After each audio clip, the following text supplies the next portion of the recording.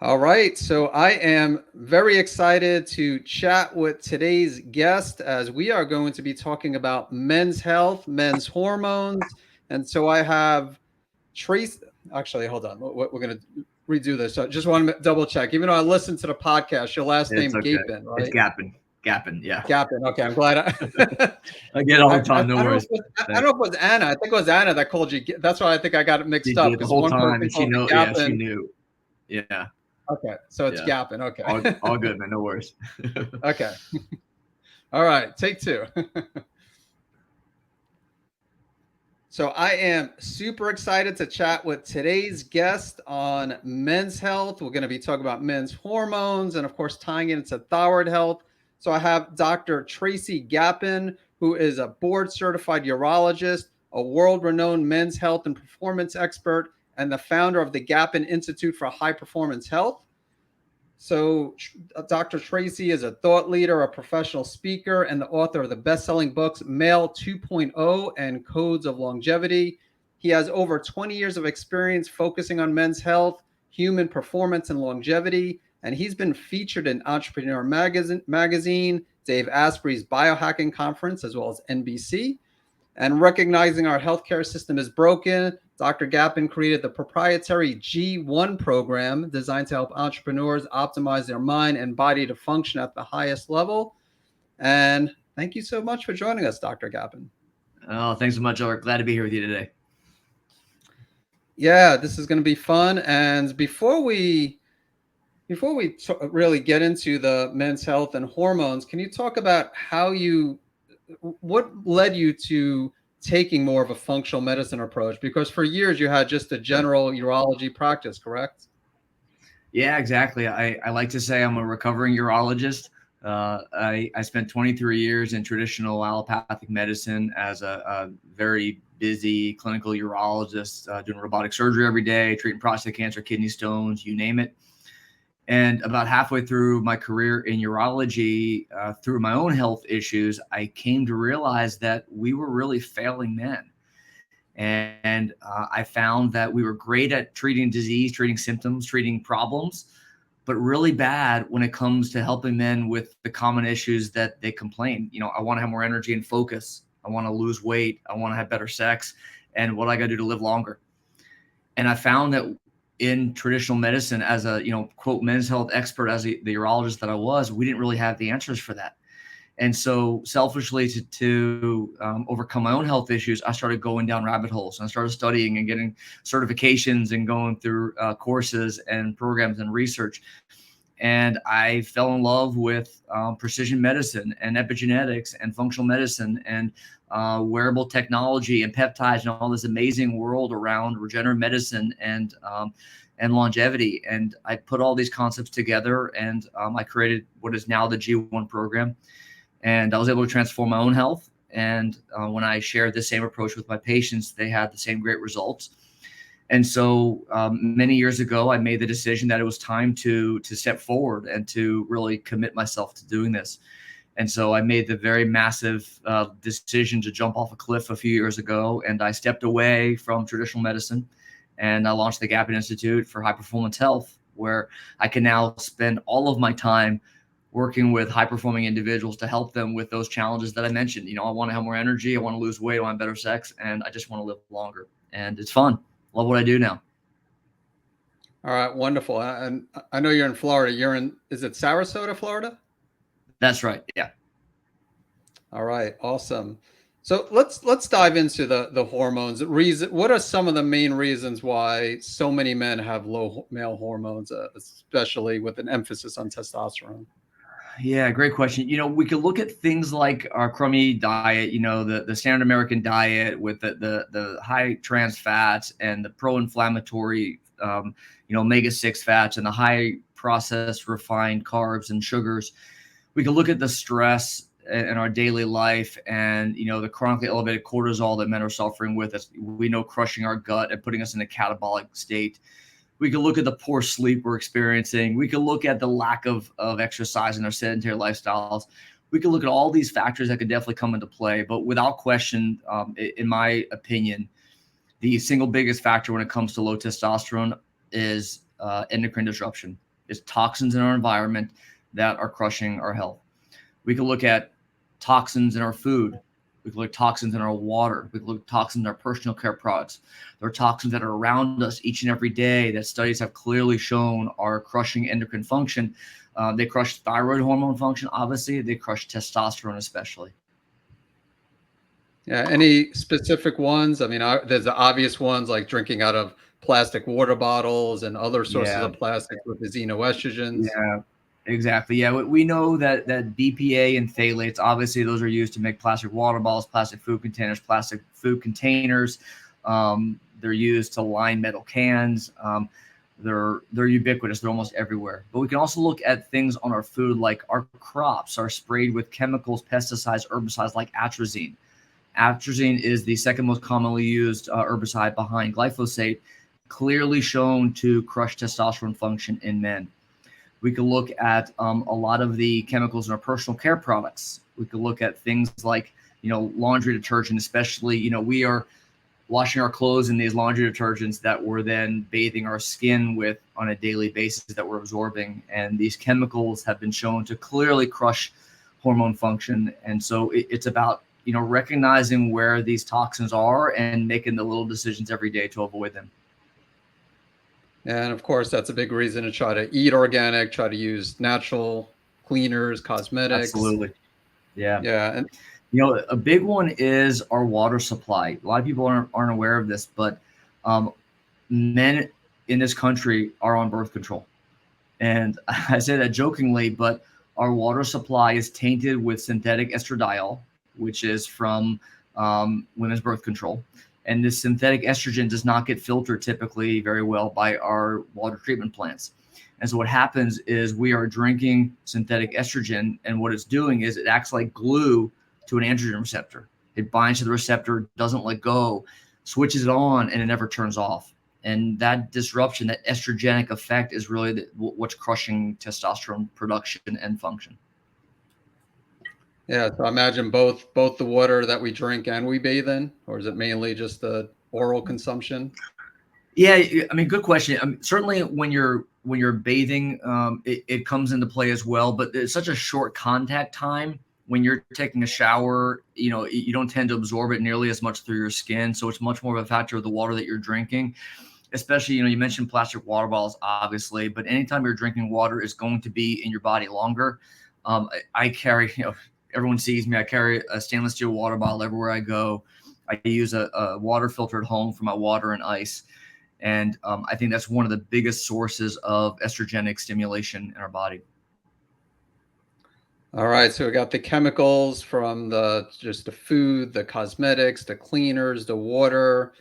How about the impact of stress? How big is that when it comes to the low hormones? Yeah, it's a big deal, and I'm glad you bring that up because a lot of people don't talk much about stress, but most of the high performing individuals I work with, they're entrepreneurs, they're uber wealthy, super rich young men who have already retired, and they're now busy building new businesses. They're professionals, lawyers, accountants, other doctors. In fact, they are athletes. And what a lot of men don't recognize is the chronic stress in their life that is having a major effect, as you bring up. A lot of guys don't realize this, but we can test for this. There are ways that we can quantify that with cortisol testing. But chronic stress, and we're specifically talking about psychological stress here. There's other stressors that come into play as well. Dietary, nutrition, sugar, food sensitivities. Issues with dysbiosis in the gut. All these I look at as quote stress to our system, our human operating system. But psychological stress, men tend to discount and think, yeah, I'm fine. It's not really affecting me much at all. But we can quantify it. And we do a lot of cortisol testing with our clients where we can see chronically elevated cortisol. Now, you asked the question, what does it do? It has a major impact because what cortisol does, we know, I know you've talked about this in the past, the thyroid system gets affected. It affects TSH production. It gets definitely comes into play when we look at T4 conversion into T3 as well. So it certainly affects thyroid production and function. With testosterone, what it's doing is it's going back to the brain and it's turning off gonadotropin releasing hormone. It's turning off luteinizing hormone, and it's turning off testosterone production. And so cortisol in and of itself can be very significant, have a great impact on testosterone production and ultimately function. Yeah. So with all of your patients, do you focus as well on we'll talk more about testing, but I guess we could bring it up here. Do Yeah. you like adrenal testing and just focus on stress management techniques? Absolutely. Yeah. And we'll talk big picture in a moment, but I think it's super important to look at the adrenals, to look at things like DHEA, which is coming from the adrenals, to look at cortisol, to look at all the other key hormones that are coming into play. It's like a symphony. And men don't recognize that we have over 50 hormones in our body. Testosterone gets all the attention, and it's where we started, the conversation here. But it's important to recognize there are a lot of hormones that come together and all influence each other to some extent or another. And so we start with testosterone. We have to look at all the other hormones as well and understand how they all interplay. How about insulin? Insulin resistance is a big factor too, and that also will affect not just testosterone but other hormones as well. Absolutely. Yeah. And it becomes a vicious cycle. You mentioned cortisol, and I'll give you an example of how all this is kind of connected together. I'll work with men and they'll stay up till 1 in the morning because they're busy working. They're working on a project. They're working on this or that, or maybe they're just playing and binge watching Netflix. I don't know, but they're staying up late, and then they will fall asleep, and then they'll wake up 2 or 3 hours later and they can't fall back to sleep again because their mind is racing. Classic cortisol, elevated cortisol kind of picture. And what that's doing is that's promoting inflammation by raising cortisol. What that does is that elevates blood sugar. That puts stress on the pancreas trying to release insulin to control this blood sugar elevation. Over time, it can't control it. Over time, pancreas gets overburdened, it gets stressed, and that's how ultimately rising fasting insulin, ultimately, postprandial insulin levels rise, but ultimately gets to the point where your body can't handle it anymore and you're storing it as fat. What does all that do? That all crushes testosterone production and function as well. And that excess visceral fat that you're producing from the cortisol and the inflammation and the insulin resistance is now taking that testosterone, turning it into estradiol as well. And so now you're taking your good, healthy, optimal testosterone to estrogen ratio, and now you have an estrogen to testosterone ratio. And so that's just a quick summary of how it all plays upon itself. Now, low testosterone, high estrogen in these women is going to promote further chronic inflammation, further insulin resistance, and it becomes an ugly, vicious cycle. And so, that's metabolic syndrome. That's what it's all about, is correcting that entire ugly, vicious process that happens in all these guys we're working with. And it's ubiquitous in guys. Once they hit 40, 45, 50, it happens to almost every guy unless they're aware of it and they make the real decision to do something about it. Yeah, definitely widespread, and like you said, it's this vicious cycle. And Yeah. what I see, and I'm sure you see, I mean, diet plays a big role, but usually depending on the severity, many times just diet itself, just cleaning up your diet, it's important certainly, but many times alone isn't sufficient to reverse this process. Exactly right. Yeah, and this is why I really believe strongly, and my philosophy is based on a systems model, understanding that we have all these systems that come into play, and you can't focus on any one of the hormones because again we have over 50 we have to look at. But you also have to look at your nutrition and look at your gut health and really get microbiome cleaned up. You have to look at stress and how that's affecting cortisol. And again, we mentioned a moment ago, there are various types of stress. You have to look at, detoxification pathways, and are you optimally clearing those toxins that we're talking about from your body as well? We have to look at sleep. So many of these high performing individuals that we work with, they have crummy sleep, whether it's intentional or not, but correcting that sleep is a big part of breaking that cycle that we talked about. All right. Well, how about some of the signs and symptoms? Can you talk about some of the common signs, symptoms of an androgen deficiency? Yeah. So a lot of guys will notice decreased energy, fatigue. They may want to take a nap later in the afternoon. Any guy who's taking a nap in the afternoon, they say, "Oh, that's good for you." There's something wrong if you're taking a nap in the afternoon. You should not need a nap late in the afternoon. That's typically a sign of endocrine problems. These guys will have cognitive alterations where they can't think as quickly or as clearly as they could before. They can't make decisions. Mental acuity is just off, almost like they call it sometimes a brain fog. Um, Sex drive obviously is going to be one of the most common symptoms that men may notice initially. Decreased libido, impairment in sexual function or performance can come into play as well. Guys will sometimes have issues with difficulty sleeping. So low testosterone will cause issues with sleep, which obviously promote low testosterone as well. So that's again a cyclical issue. Guys will start to put on belly fat.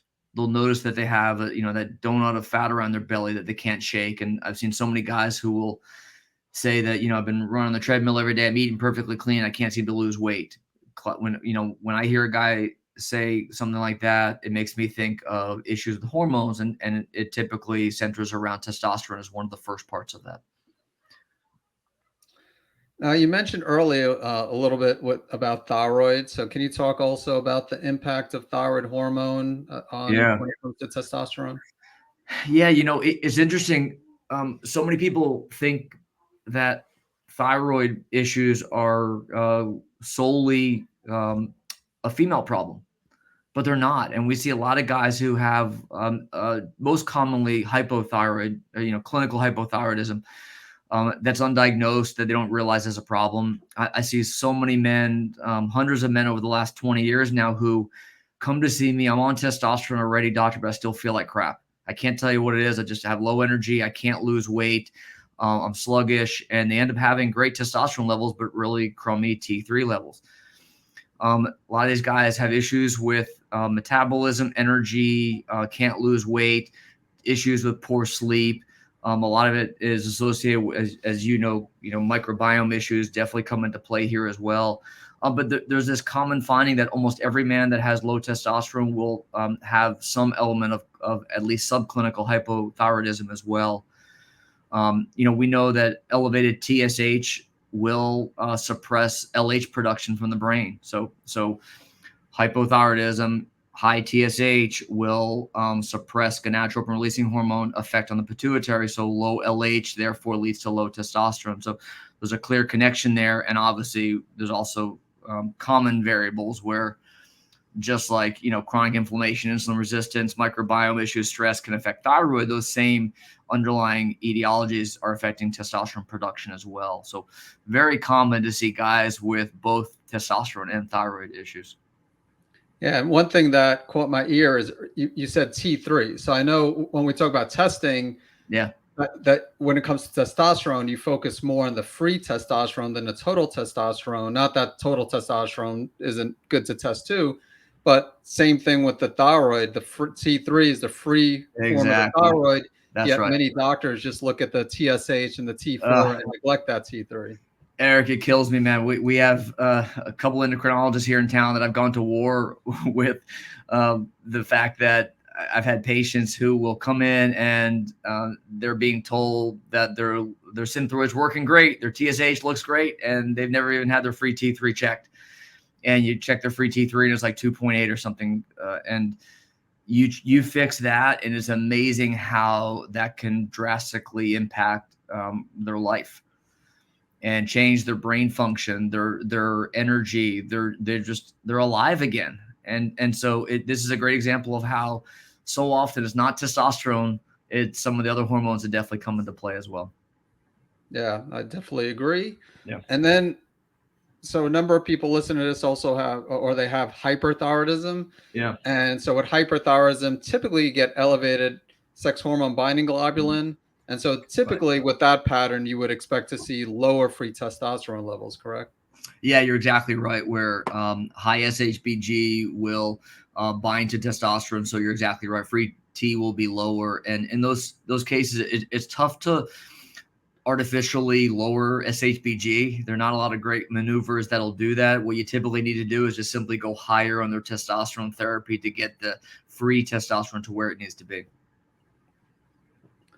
So now let's talk about the testing. So when someone comes in, what do you do as far as blood test, adrenal testing? I mean, whatever Yeah. you want to talk about, Yeah. lead the way. So we do. I'm obsessed with advanced diagnostics, and that's really the beginning. When clients work with us, we do a lot of blood testing, we do saliva testing, we do stool testing, we'll even do urine testing.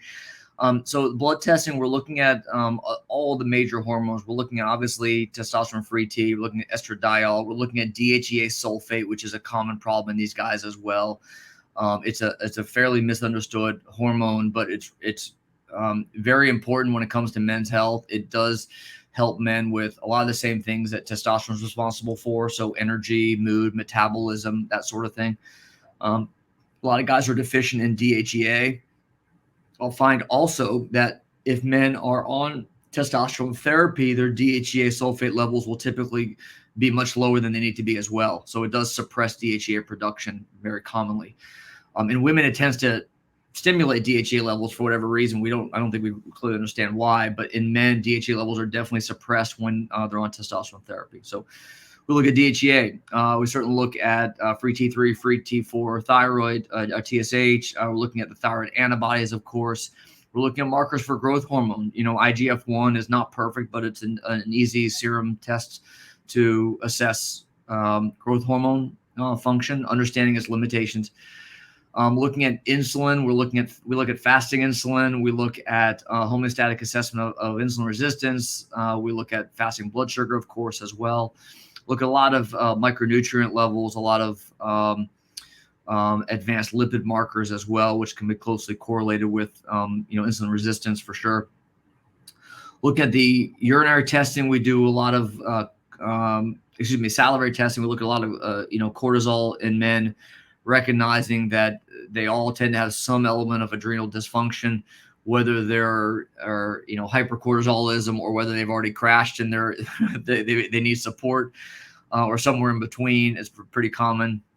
We do a lot of microbiome testing, looking for dysbiosis, looking at gut integrity and permeability, looking at markers of food sensitivities that are pretty common in these men. We do some urine testing, specifically organic acid testing as well. A lot of these guys have candida, mold, that sort of thing, looking at markers of energy production, mitochondrial function, that sort of thing as well. So a lot of lab testing, and I really believe that it all starts with getting hormones optimized. Yeah, I really like organic acids testing. And then when it comes to the gut microbiome, do you do something like a GI map or GI effects? Or Yeah, great question. We're doing GI map right now, and we seem to be getting great results with that. Yeah. And then for adrenals, so I mean, I do a lot of saliva testing too.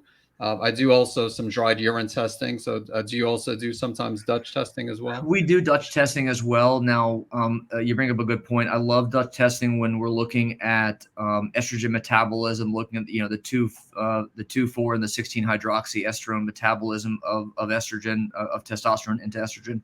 Looking at methylation, looking at DHT, all those that third page is the money shot. You can look at the oxidative stress, and that last page is great as well. The neurotransmitter markers. The cortisol, I don't use much at all. And it's interesting when you talk to the folks at Dutch, they concur with the research that I've found, and that is that urinary cortisol testing is not validated like salivary testing is. And so I really believe that saliva testing is where it's at.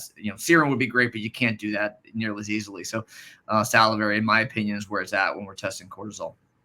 So would you have them do a Dutch complete and like a saliva test, or would you just have them do like the hormone portion of the Dutch and the saliva Great question. test? Yeah, I can do Dutch Plus. So the Dutch Plus test will come with the salivary test with it, and I'll do that. And I'll look at the metabolized cortisol part of the urine, but I personally don't put much stock in those numbers. Okay.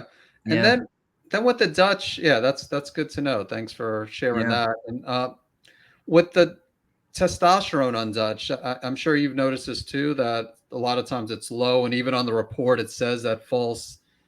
It's common to have like false, well, I guess it would be false low results. So they recommend to test it through the blood if it's low. So do you also find a lot of low readings? And then we do, yeah. I'll use serum for testosterone typically, rather than the dry urine testosterone. Exactly. And with the blood, do you test for like DHT or androstenedione, or is it really just free testosterone and total testosterone? Yeah, good question. I've tested DHT some in the past, but the issue is, what are you going to do about it? And so I don't test it in every man. Some guys, if they have hair loss issues, DHT is really the culprit when it comes to hair loss. And, stimulation of the DHT receptor is what would cause me to, be concerned there. But I don't check those on every guy. I don't think I've ever intentionally checked androstenedione ever. Honestly, maybe I should, but I've never thought of checking that serum wise. I know you see that in the Dutch.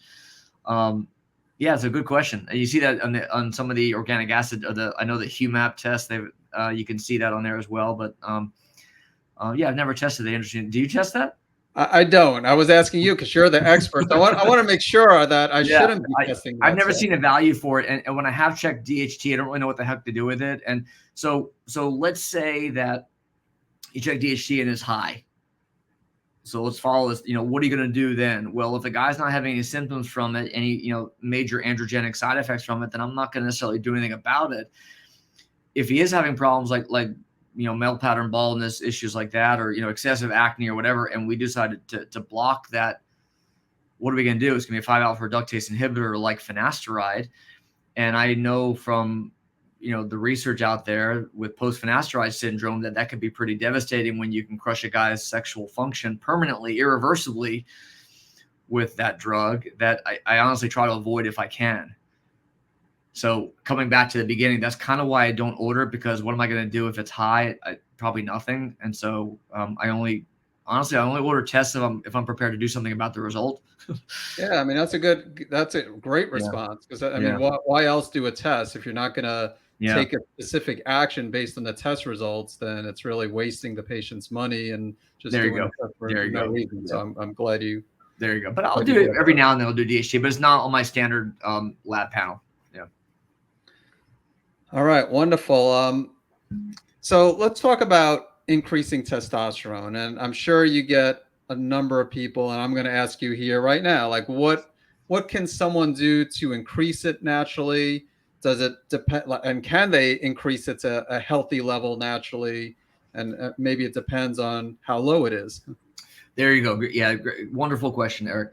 So yes, there are, for the listeners, there are ways that you can naturally boost testosterone levels without question. That one of the biggest ways is heavy strength training. We're talking about like moving heavy weights. So specifically, leg muscles like quad and hamstring and core and back. These big muscles in your body. Doing heavy lifting, you can definitely raise testosterone. Perfecting your sleep can definitely improve testosterone for the reasons we talked about earlier as it relates to cortisol. Lowering stress for the same reason as well has a big impact. Making sure that you're getting sufficient micronutrients, things like zinc, things like magnesium, things like the B vitamins, good healthy nutrition, making sure that you're getting enough fats in your diet. It's a little bit of a misconception that if you have a low-fat diet, it's going to crush your testosterone. It's not going to necessarily have a major effect, but you do want to make sure you're getting key macronutrient ratios. Sunlight can definitely help. Believe it or not, sunlight has been shown to help improve testosterone levels, especially on the scrotum. I know this sounds crazy, but going out nude on in the first thing in the morning for half an hour with direct sunlight exposure to the scrotum has been shown to help. So those are a lot of the natural ways that you can raise testosterone. Now let's talk about how much. So the key question that you ended there with is how much can it raise it? Is it enough? And we'll talk about lab numbers in a moment. I think this would be a good tie-in. But in general, what I find most of the time, you cannot get your levels up to where they need to be with natural approaches, unless you're just a little low. If you're a little on the low side, which I almost never see in my practice, I never say never, but I almost never see this where, yeah, you're almost there. Let's just do some natural stuff. No, guys need to be free T. Target is 20 to 30. Most guys come in and they're like 4 or 6 or 7 or 9, nowhere close to where they need to be. So yes, natural can help them to some extent, but not enough to get them to where optimally they need to be. Now, I'm going to recommend those things anyway, in addition to giving them testosterone.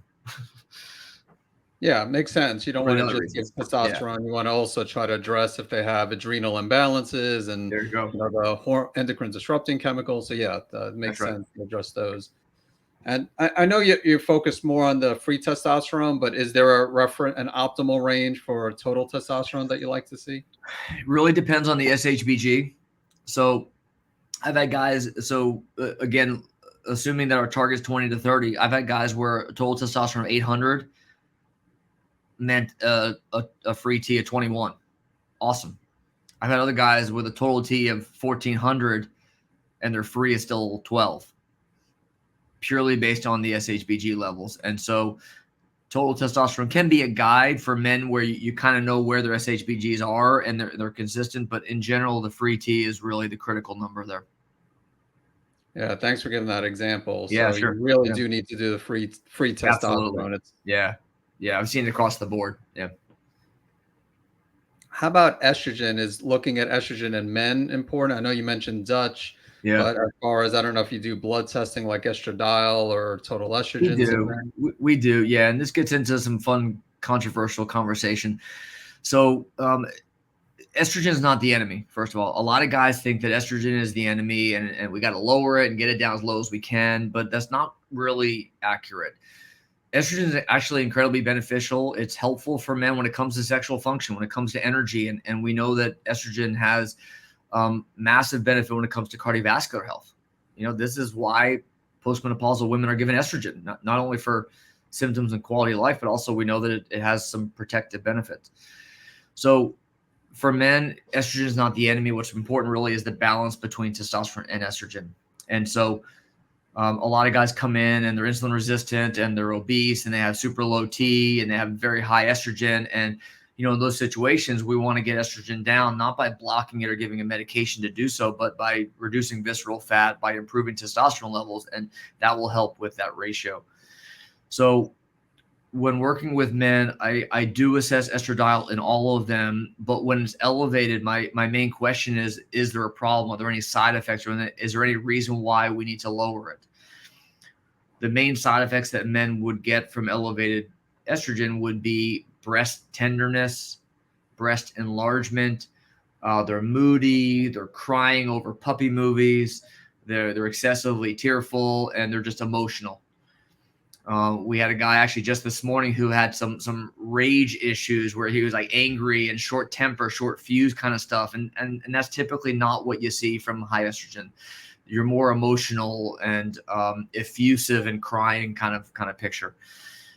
So when you do have those symptoms, then it's worthwhile looking at bringing the estradiol level specifically down. But if there's no symptoms involved, then nothing says we absolutely have to bring it down to any certain range. Now, the key question there is, well, if a guy does not have symptoms, what's the threshold for when you should lower it? How high should you, when should you get concerned? And some doctors out there will tell you if it gets above 60, if it gets above 80. Neil Rousier from WorldLink will tell you he gets concerned when estradiol level gets over 1,000. He says that jokingly because he doesn't care. He doesn't even measure. He doesn't test it. He doesn't care. He has no concern. He doesn't block estrogen ever, ever, ever because he just doesn't think it's a problem unless the guy's having symptoms. I do think that there's some rationale for having some threshold to lower it down to a reasonable level, and it's arbitrary, and there's no clear science.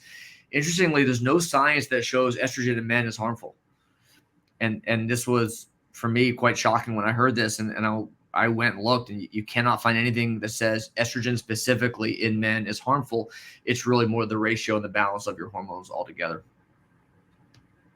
When it comes to helping improve estrogen metabolism in men, is it a similar approach though with women as far as like helping to support detoxification, including methylation and the gut microbiome? And Absolutely. 100% spot on. Absolutely. Yeah. We're looking for the same, the 2-hydroxyestrone pathway on Dutch. And, we want to make sure that they're having healthy estrogen metabolism for sure. Yeah. And then DHEA. So DHEA, since it's a precursor to testosterone, can you increase testosterone by taking DHEA? Typically, no. Now, can you get some marginal elevation? Yes, but not anything substantial. That you can't use DHEA as a way to support testosterone production, unfortunately. Yeah. Sticking with the top, we're going to get to the bioidentical testosterone in a minute or two, but with DHEA, if it is low, do you typically give DHEA? Great question. I do understanding that when DHEA sulfate's low, it's from one of a couple reasons. Number one, it could be just low substrate, low DHEA, in which case giving DHEA should help that. Number two, it could be chronic inflammation. Inflammation can affect that sulfation process so that DHEA does not get converted into the active, biologically active form of DHEA sulfate. Or if you have bile salt issues, gut issues, that can affect that sulfation process as well. So yes, I give DHEA, and I will typically see massive change. These guys, you'll put them on 25 milligrams once or twice a day of DHEA, and I'll typically see massive changes in their DHEA sulfate levels. If I don't, that's when I start looking deeper into the gut or other reasons why it does not come up. All right, so let's move on to testosterone, because you mentioned that most people who you work with, their testosterone is so low that really a natural approach isn't going to get it up, at least by itself. So you will do Yep. things to improve adrenals and reduce toxic burden and all that stuff. But Yep. it sounds like really the best thing to do, in addition to that, is to give testosterone when someone's testosterone levels is really low. Absolutely, Eric, and I feel very strongly of the benefits of testosterone therapy. It is without question that it provides incredible improvements in quality of life, whether it's energy, whether it's cognitive function, whether it's sex drive, whether it's ability to burn fat and build muscle, general sense of well-being and vitality and feeling like a man again. It has amazing benefits when it comes to cardiovascular risk. We know that men with low testosterone have a markedly increased risk of cardiovascular disease and about a 30% increased risk of a major adverse cardiac event. So dozens of studies have shown the same thing, about 30% reduction in major adverse cardiac events when you optimize testosterone. We know that men with low testosterone, very counterintuitively, have an increased risk of prostate cancer, clinically significant prostate cancer as well, which flies in the face of everything that I was taught conventionally in urology for 20 years, that men with low T have a higher risk of prostate cancer as well. So in my opinion, that there's negligible risk, but tremendous benefit to giving testosterone therapy. And what form do you give it? Is it injection or orally or topically? So there are a couple different options. You can do injectable, and injectable comes either sub-Q or intramuscular IM. You can do topical, or you can do pellets, and I generally tend to recommend them in that order as well. Okay. And then is there, as far as age-wise, I don't know the average age of the person who sees you, like if someone is, in their 50s, 60s, 70s, maybe, again, this is just me talking, maybe greater indication to take testosterone, with it being also, I mean, you do have to factor the age, not to, just it does decline as we get older too. But if someone comes in like in their 30s and they have really low testosterone, so same approach, because as you mentioned, a natural approach is unlikely to really increase it. So even someone who's on the younger side, you would still recommend testosterone? So this is where it gets a little tricky. So a younger guy, natural approaches, first of all, will be a little more effective in those men, but not enough to get you, again, from a free of 6 to free of 20. Okay. But in young men, you have to recognize that there's still some fertility issues to consider. So if a guy's 30 years old and you give him testosterone, you are going to be shutting off fertility. You're going to be shutting off sperm production through negative feedback. So testosterone is going to tell the hypothalamus and the pituitary gland, hey, we're good here. We got enough hormone. We're fine. And it's going to shut off production of both LH, which is what stimulates testosterone production, but it's also going to shut off FSH from the pituitary. And FSH is what tells the testicles to make sperm. And so when you're giving a 30-year-old man testosterone, you are turning off sperm production, which may be something that is not what they're looking for. And so a young guy like that, you need to have a conversation about fertility. Are you and your partner looking to have more children at some point in the future? And if so, there are other ways that we can stimulate testosterone levels to get where we need them without giving testosterone directly. And that would be things like HCG, things like Clomid, other medications like that can help boost testosterone. Now, there's even a peptide that is somewhat beneficial as well. Yeah, it was actually that was my next question about the peptides and if Yeah, those yeah. could also help to boost testosterone. Yeah, I've used Kisspeptin a number of times now, and I've been fairly disappointed each time. Is it not quite as robust of an outcome as you get with HCG and Clomid? Yeah. Do you use other types of peptides in your practice We use a other than the ton of six peptides. hormone? Absolutely, yeah. I love peptides. I use a ton of peptides. Kisspeptin is just the one that specifically we would consider if we're trying to boost testosterone specifically. Yeah. Can you go over some of your favorite ones for Oh other yeah, purposes?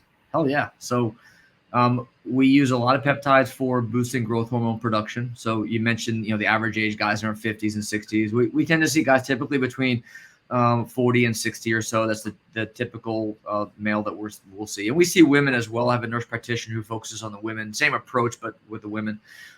My passion and focus is certainly the men. But those guys, once you hit 40, growth hormone production declines by about 1% a year or so. And so growth hormone is an anabolic hormone that's responsible for growth, for muscle. It's responsible for burning fat. It's responsible for energy, for cognitive function. It's in some ways maybe perhaps considered the fountain of youth when it comes to longevity. That's a little there's a lot of debate around that. It's a little questionable, but nonetheless, a lot of benefits of having good, healthy growth hormone levels. So rather than giving growth hormone, which has some negative consequences, we would rather stimulate your body to produce more growth hormone on its own. And that's where some of the peptides are great at telling the hypothalamus and telling the pituitary gland to make more growth hormone. And so I love growth hormone peptides. We use a CJC ipamorelin combination, which comes at it through two different mechanisms of action to stimulate growth hormone production. Growth hormone releasing hormone is the hormone from the hypothalamus. I want to make a brief point about this, that GHRH, growth hormone releasing hormone, comes from the hypothalamus, tells the pituitary to make growth hormone. But it also has a lot of systemic benefits as well, a lot of systemic effects on its own that are really important.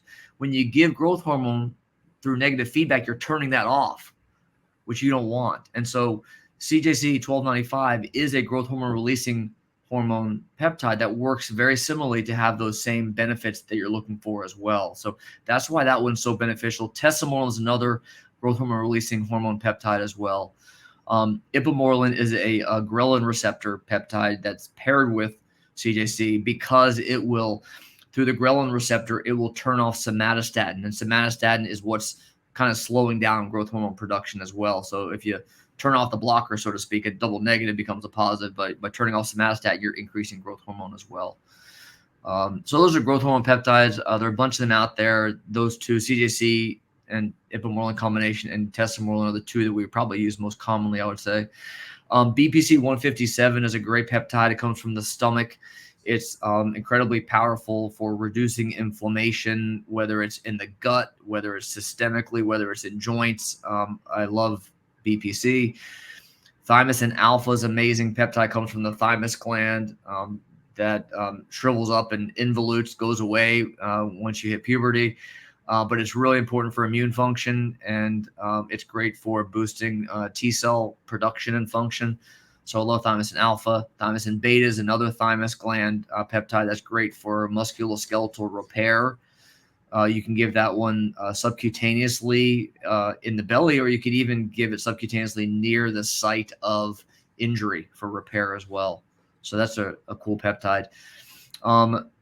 We love peptides that help with mitochondrial function. So things like MOT-SC is a great peptide for mitochondrial biogenesis. Peptides for sexual function, PT141, melanotan-2 are great peptides. Apidolon is one that's it's incredibly only 2 amino acids in length, and it's been shown in animal studies to extend longevity. So apidolon's a really cool peptide as well. Semaglutide, by this point, everyone's heard of semaglutide, it seems. It's a GLP-1 agonist. Is technically a peptide as well. It's used for weight loss. Specifically, it decreases appetite at the brain level. It slows gastric emptying to make you feel full quicker. And it works in the pancreas to increase insulin secretion to help reduce blood sugar levels as well. So through 3 different mechanisms of action, it's fantastic for weight loss. Tirzepatide is another similar one that has another peptide combined with the GLP-1 agonist. It's probably a little more effective than semaglutide. Both of those have shown, by the way, amazing benefits when you look at lipid numbers and when you look at cardiovascular disease as well, intimal medial thickness data as well, remarkable improvements with those peptides. So that's just a sampling of, we use a lot of peptide. That's probably the top ones that we use. And are they all injected, or are some of them oral? Or? So a lot of them are injectable. I didn't mention ones like C-Max and C-Link. Those are great nasal spray ones for anxiety and mood kind of stuff. PT-141 is a nasal spray. BPC can be either oral or sublingual or injectable. Some of the peptide like dihexa is a great peptide for it's topical. It's more for cognitive function, memory, that kind of stuff. So there are some different routes of administration, but yeah, probably I'd say 2/3, 3/4 of them are injectable. Cool. And are they safe to take long term, or are they supposed to be taken short term? Or any side effects that people should be aware of when it comes to peptides? Great questions. The answer is, I mean, there's not a lot of data on taking them long term, like years and years. Okay, there's no data out there. You're not going to get randomized control trials like you will with big pharma. And so a lot of it is you look at the basic science, you understand mechanisms of action, and you go with that. And everything we prescribe has research behind it, has studies behind it to demonstrate efficacy, safety. There's typically minimal side effects. But look, everyone's different. Everyone's unique, and everyone has different physiology. And I had a guy who had an allergic reaction to CJC. And he had a massive allergic reaction to testosterone, to where we just can't use those with him anymore. That's one guy in hundreds of prescriptions that I've given. So, you know, are there side effects? There could be, but most people typically tend to have none. Yeah, and it's similar. I mean, even with herbs, I mean, most people will do fine with herbs, but you Right? could be allergic to a certain herb, You and never it has. know, right? Yeah. Yeah, exactly. But in general, we don't tend to find much in the way of side effects or complications or issues like that. Yeah. Cool. And one last question with peptides. Yeah. Do you personally take a few peptides on your own? Or? I love to experiment, so I've probably tried them all at one point or another. I had for about 3 years, I struggled with tennis elbow and my left elbow, and I went through all kinds of peptides for that. I've been through all the growth hormone ones. I've used a ton of them. Yeah, so I've experimented. I will emphasize for the listener that there are a lot of sources out there direct to consumer for peptides. I would caution anyone against going anywhere where the general public can run a credit card to buy a peptide, because any place like that that's direct to consumer, there's no oversight, there's no quality assurance compared to a compounding pharmacy where there's much more regulation, there's much more of a close eye on quality control and assurance and certificates of authenticity and that sort of stuff. There was a study that came out last year sometime that one of these commercially available peptide companies, they tested one of the products and there was nothing in it. It was like saline. So just got to be careful what you're buying. And, you know, if you're injecting in your body, especially, man, I get that from a pharmacy. Yeah, that's really good to know. Really important to know. So thank you for sharing that for as sure. well. I'll also emphasize, I put out a couple of YouTube videos on peptides, and I got all these comments about like, yeah, can I buy some peptide? Well, like, we're not a pharmacy. We don't sell peptides. We prescribe them for our clients and patients who we serve. But I just want to emphasize that a lot of people got the wrong impression from a YouTube video I made talking about peptides. So we're not a pharmacy ourselves. All right. Well, Tracy, one other thing I wanted to, you brought up with the peptides, you mentioned one that helps with sexual function. And then, so it made me think about, you'll probably deal with a lot of people, a lot of men who have erectile dysfunction. Yeah. And so when it comes to that, I mean, peptides, it sounds like could help, or certain peptides, but then also increasing testosterone, I imagine also could have a role, but then also with, as far as ED, that's also a blood flow problem too. So is it a multifactorial approach where you just have to address certain things? Great question. I when I talk about ED, I like to conceptualize it as 4 main buckets of causes of etiologies of ED. One is blood flow, as you mentioned, is arterial inflow and it's venous outflow.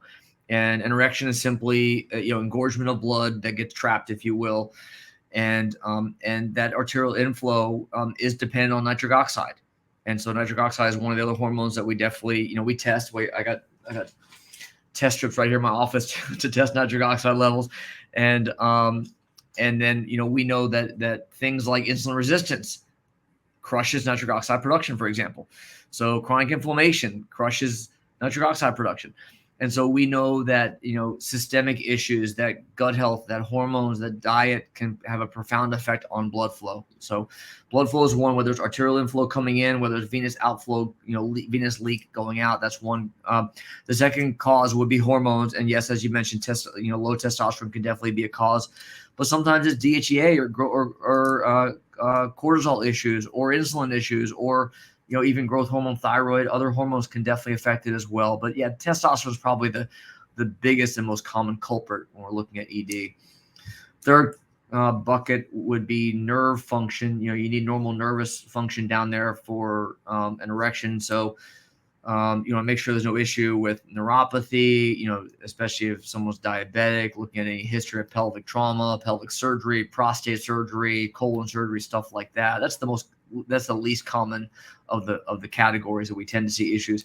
And then the fourth is psychological. This is more common than you think, where issues with stress, issues with infidelity and marital strife. And there's a big one, porn addiction. It's such a rampant problem right now where guys are having issues with porn addiction, where they are they're not interested with their partner. And so all these psychological issues come into play as well. And so again, 4 buckets: it's blood flow, it's hormones, it's nerves, and it's psychology. All right. Well, we covered a lot, but is there anything that I didn't ask you that I should have asked you, or anything else that you'd like to discuss before we wrap it up? I appreciate it. Yeah, my philosophy, it has kind of a 3-pronged approach. The first is advanced diagnostics. I say know your numbers, and we talked a lot about the testing. I believe in a very individualized approach, and that's where the functional testing, that's where we talk much about genetics, but genetics really comes into play when it comes to understanding what's right for our clients that we're working with. What food should they be eating, not eating? Detox pathways that might need additional support, what exercise is right for you. It's amazing how genetics can really help us fine tune things. And then the third is precision lifestyle. And this is where I have functional coaches that work with my clients, because as powerful as the molecules may be that we prescribe, if you're not doing the right things at home, then you're not going to have nearly the success that you would otherwise. And so again, advanced diagnostics, individualized approach, and precision lifestyle for me is really where it's all at, putting all those pieces together. All right. Well, wonderful. Well, thank you again, Tracy, for this conversation. And where can people find out more about you? Oh, thanks so much. So our website is gapininstitute.com. And I have an offer for your listeners. If they will text the word health to 26786. Again, the number is 26786. Text the word health. And we have a simple cheat sheet to 10 strategies to achieve high performance health today. Awesome. Well, we'll put that as well as the website in the show notes. And again, this was an awesome conversation. I learned a lot, and I'm sure the listeners will learn a lot. And again, thank you so much. Absolutely. Good time.